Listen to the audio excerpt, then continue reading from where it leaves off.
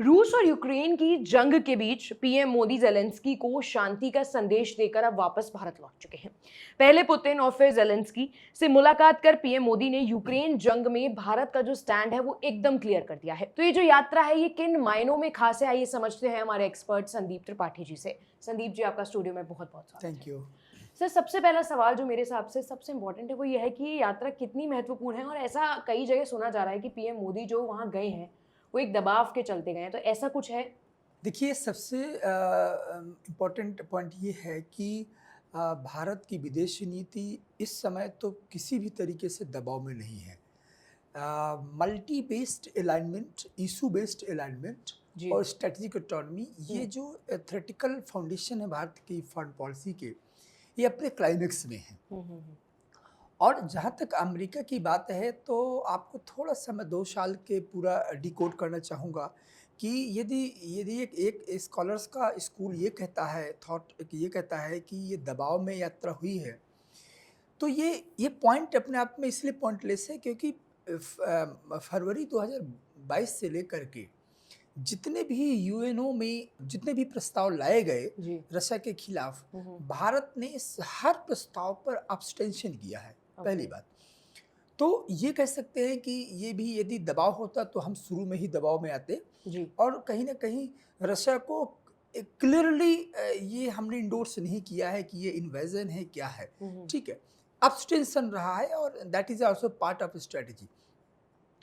First, second ये रहा जो उससे भी बड़ा जो प्रेशर हमेशा अमेरिका की तरफ से या यूरोपियन यूनियन की तरफ से ये रहा कि आप फ्यूल कर रहे हैं वॉर को by importing oil from the Russia, बिल्कुल। And India made it categorically clear कि ये जो हमारा इंपोर्टिंग ऑयल है या जो हम क्रूड ऑयल वहाँ से परचेज करें, दैट इज़ क्लियर मैसेज कि ये हमारे राष्ट्रीय हित के लिए है, जी। Being third largest energy consumer. हुँ, हुँ, हुँ।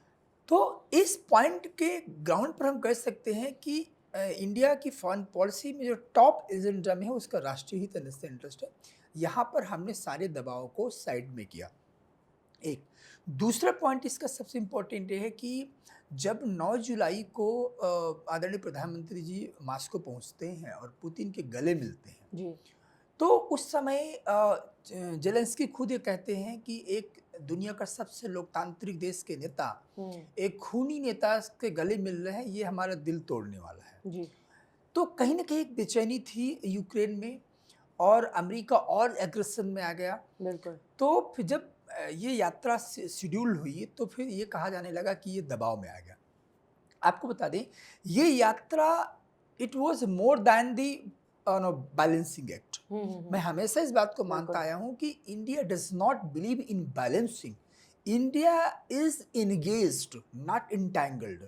हम हमारी जो अप्रोच है रशिया को लेकर के वो वो वेस्ट की तरह नहीं है कि हमने सैंक्शन लगा दिया, इंडोर्स कर दें, या ही चाइना की तरह नहीं है कि हम नो लिमिट्स पार्टनरशिप दे दें। बिल्कुल। तो हमारे साथ रशिया का जो स्टैंड है वो राष्ट्रीय हित को सेल्फ लेकर के है, इंटरेस्ट, बिल्कुल। और भिन्न-भिन्न सिचुएशन को लेकर के। जब एक कंट्री दूसरे कंट्री के साथ इंटरेक्शन होता है और वहाँ इंटरेक्शन का जो ग्राउंड है वो भिन्न-भिन्न सिचुएशन है दोनों कंट्री का, तो इससे फ़र्क नहीं पड़ता है कि चाइना का चाहे नो लिमिट्स पार्टनरशिप हो या अमेरिका का कोई दबाव हो। जी। तो मेरा मानना ये है कि जो ये यात्रा हुई, ये बैलेंसिंग एक्ट मैं इसको नहीं कह सकता, हुँ, हुँ, हुँ। क्योंकि आप एक क्वेश्चन होता है, can India bring two adversaries to the negotiating table? Yes, India इस बात के लिए कोशिश कर रहा है कि शांति की पहल है, जो पीस मेकर है, India as a first responder, हमने अपने क्रेडेंशियल को देखते हुए दिया। अब आपके इतिहास का भी क्रेडेंशियल देख लीजिए, तो आज से 7 डिकेड्स बिफोर जब कोरियन क्राइसिस हुआ था 1950 में, तो उस समय नेहरू जी के नेतृत्व में जब दोनों ध्रुव, चाहे सोवियत यूनियन का रहा हो चाहे अमेरिका का रहा हो, दोनों ध्रुव के बीच में इंडिया ने बहुत ही कंस्ट्रक्टिव रोल प्ले किया था। हुँ, हुँ। तो इतिहास में भी हम देखें तो हमेशा जब दुनिया 2 ध्रुव में बटी होती है और ये लगता है कि युद्ध के मुहाने पर दुनिया खड़ी है, वहाँ पर भारत का जो रोल होता है वो यही पीस प्रोसेस का होता है, हुँ, वो हुँ, हुँ। बैलेंसिंग एक्ट का नहीं होता। नहीं। मैंने कहा यदि बैलेंसिंग एक्ट होता तो हम जी। पहले दिन से कहीं न कहीं एक इनकंसिस्टेंट पोजीशन लेते, हुँ, हुँ, और रिलेक्टेंट पोजीशन होता, हम रिलेक्टेंट नहीं रहे। India has been very vocal its stand in favour of stands regarding the Ukraine as जी, वेल एज बिल्कुल। रशिया। तीसरा पॉइंट, आप ये देखिए कि युद्ध के पहले दिन से ही हमने आपको ह्यूमैनिटेरियन असिस्टेंस दिया, फार्मास्यूटिकल असिस्टेंस मिला आपको, तो यूक्रेन को भी असिस्टेंस मिलता रहा इस जी। वॉर में। और इंडिया ने कभी इंडोर्स नहीं किया कि जो रशिया कर रहा है बहुत अच्छा कर रहा है। जबकि आदरणीय प्रधानमंत्री जी ने, ये हमने देखा जेलेंस्की के साथ जो बातचीत हो रही थी, उन्होंने कहा कि हमने पुतिन के आंख में आंख मिला करके ये बात बोली कि this is not an era of war, ये युद्ध का वक्त नहीं है, बिल्कुल। and problems could not be solved on the battlefield. Both parties will have to sit together and look for ways out to come out of solution problem. तो कहने का सेंस यहाँ कि उन्होंने यह जेलेंस्की से भी कहा कि हमने पुतिन से बात किया है कि सोल्यूशन बैटलफील्ड नहीं है। अब सवाल उठता है कि ये जो दबाव वाली बात तो क्लियर हो गई कि जी। इंडिया किसी न किसी दबाव में नहीं थी। इंडिया की कोशिश ये थी कि जब अमेरिका नहीं चाहता है कि युद्ध रुके, जी। ठीक है, वो अपने डोमेस्टिक पॉलिटिक्स में परेशान है, ठीक है, ट्रम्प आएंगे तो क्या करेंगे, बाइडेन का क्या चल रहा, तो अमेरिका पूरी तरीके से इस समय डिलेमा में है और कतई ही नहीं चाहता है कि वो वॉर रुके। यूरोपियन यूनियन की अलग प्रॉब्लम है, यूरोपियन यूनियन पजलिंग पोजीशन में है, जो कंटिन्यूसली वॉर चल रहा है, तो उनके यहाँ अंदर से बेचैनी है कि since you are funding to Ukraine, how long, till what time, कब तक आप फंडिंग करेंगे, तो इकोनॉमिकली बर्डन है और बहुत लॉन्ग टाइम तक सस्टेन नहीं कर सकते। तो वहाँ भी बेचैनी है कि कहीं ना कहीं क्या होगा भविष्य इसका। कोई दुनिया में ऐसी पार्टी नहीं है, थर्ड वर्ल्ड मतलब थर्ड कंट्री ऐसी नहीं है जी। कि जिसका अपना क्रेडेंशियल हो, जो दोनों, जो पुतिन के भी गले मिल सके और जेलेंस्की के गले मिल सके। बिल्कुल। ये दो इस तरीके का जो पोस्चरिंग होती है, ये पोस्चरिंग नहीं होती, ये आपके हिस्टोरिकल लेंस या हिस्टोरिकल क्रेडेंशियल होता है, जो जो वॉर जोन में पहुंच करके, दुनिया का ऐसा कोई नेता नहीं है कि दो जो देश लड़ रहे हैं, दोनों देशों के वॉर जोन में पहुंच करके गले मिले। तो बिल्कुल। भारत का अपना एक ये खूबी है कि मैं इसको कभी ये नहीं कहता कि बैलेंसिंग एक्ट है, ये एक पीस को स्टैब्लिश रिस्टोर करने के लिए दोनों से उन्होंने बात भी की है कि आपको टेबल में आना होगा, और यदि टेबल में रियली आना चाहते हो तो India is interested to take forward this kind of initiative. हमने सर ये यात्रा के बारे में जो देखा, हमें लगा था कि इससे शांति हो सकती है दोनों देशों के बीच में, पर ऐसा कुछ भी नज़र नहीं आ रहा। अगर हम बात करें तो सोमवार को ही बड़ा हमला किया गया है दोनों ही तरफ से। तो आपको क्या लगता है कि ये बेअसर रही है यात्रा?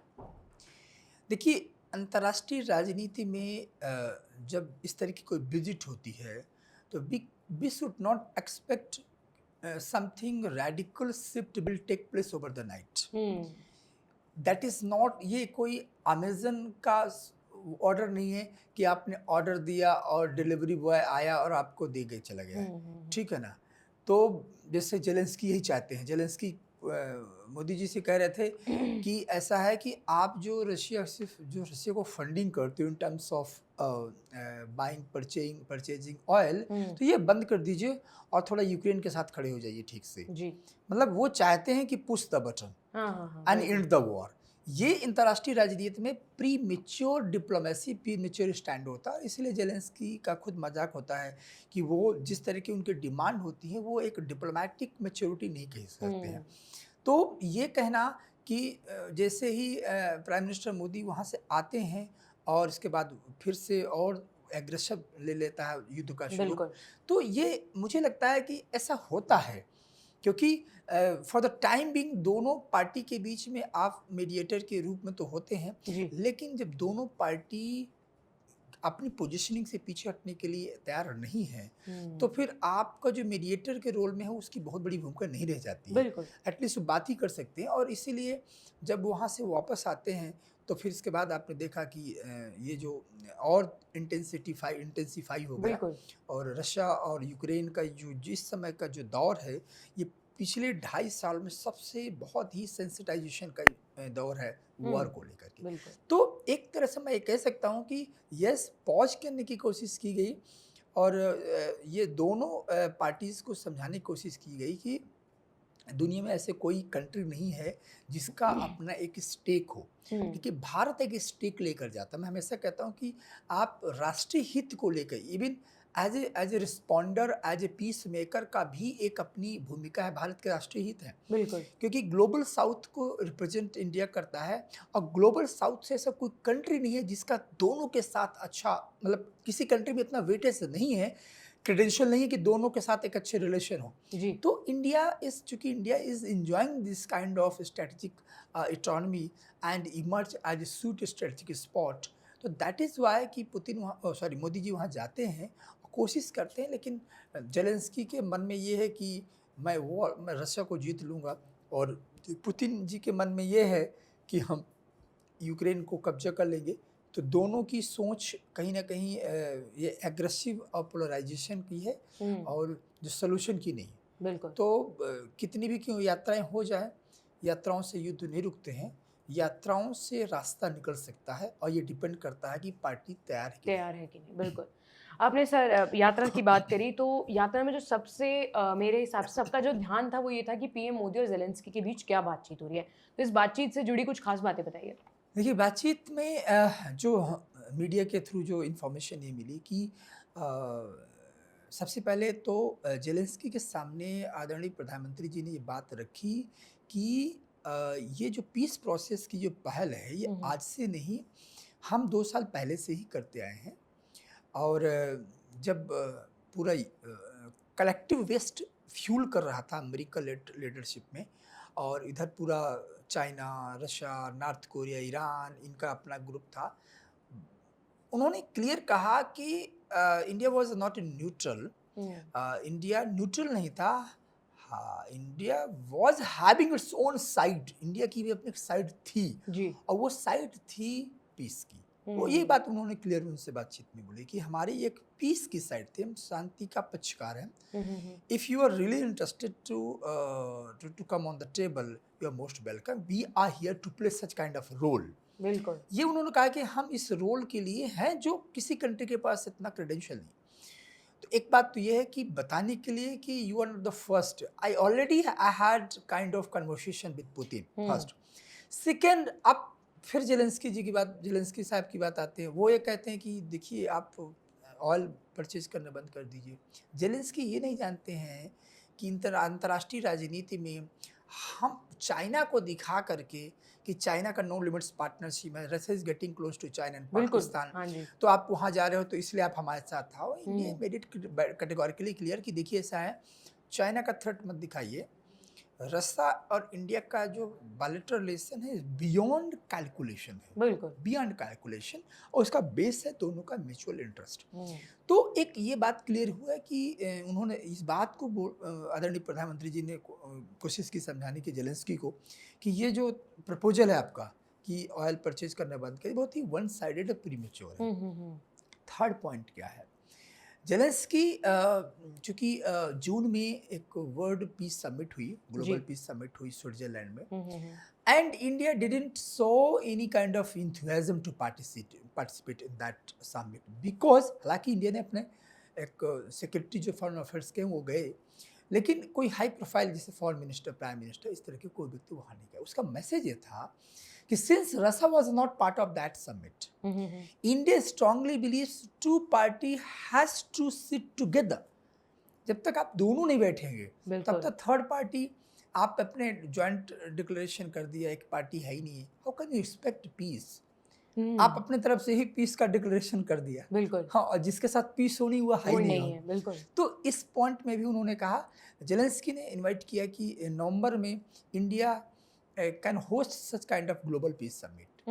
तो मुझे लगता है कि शायद हमारे प्रधानमंत्री जी बोले होंगे कि ठीक है, कोशिश करते हैं, बशर्ते कि आप दोनों थोड़ा सा अपने डिफ्यूज करो, कन्फ्लिक्ट को डिफ्यूज करो। बिल्कुल third point and the last point, I think कि जेलेंस्की को खुद जो बातचीत में ये आदरणीय प्रधानमंत्री जी मैसेज दे आए हैं कि आप एक्सपोर्ट बेस्ड आउटसाइडर असिस्टेंस से आप लड़ाई नहीं लड़ सकते। कब तक, क्वेश्चन है कब तक अभी ट्रंप आएंगे, और ट्रंप ने बोला कि अमेरिका इज फर्स्ट अमेरिकन्स, बिल्कुल, तो उन्होंने कहा कि ये इसका तो सोल्यूशन मैं ही कर दूंगा तुरंत। तब जेलेंस्की कहाँ जाएंगे? अभी बाइडेन साहब हैं, वो जाएंगे, और ट्रंप आएंगे तब जेलेंस्की कहाँ जाएंगे? तो आप दूसरे देश के सहारे से इतनी बड़ी युद्ध पर आप कंटिन्यूएशन नहीं रख सकते हो। आपको आना होगा और नेगोशिएशन के टेबल पर हो सकता है कुछ अभी आप बात करो तो आपको कुछ लेवरेज मिल जाए। लेकिन जब आप सब कुछ खो देंगे और फिर आपसे कोई नेगोशिएट करेगा तो फिर उस समय आपको रसा कुछ और नहीं देने वाला है। बिल्कुल। तो मुझे लगता है ये सब बातें हुई होंगी, जहाँ बिल्कुल। तक मानना है। आपने सर उनकी जो बातचीत है उससे जुड़ी और इस युद्ध से जुड़ी काफ़ी जानकारी दी। आपका बहुत-बहुत धन्यवाद। Thank you. ऐसी और भी जानकारी के लिए देश और दुनिया की तमाम खबरों के लिए देखते रहें जी न्यूज़।